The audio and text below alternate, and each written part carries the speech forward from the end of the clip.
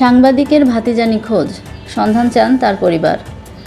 দৈনিক ঢাকা প্রতিদিন পত্রিকার ব্রাহ্মণবাড়িয়া জেলার নবীনগর উপজেলা প্রতিনিধি সাংবাদিক মনির হোসেনের মেঝ ভাইয়ের ছেলে 4 দিন ধরে নিখোঁজ। মনির হোসেন বলেন, আমার মেঝ ভাই কর্মের তাগিদে ঢাকায় তার পরিবারসহ বসবাস করেন। গাজীপুর জেলার শ্রীপুর থানাধীন সিঙ্গারদিঘি পূর্বপাড়া এলাকায় বসবাস করছেন দীর্ঘদিন ধরে।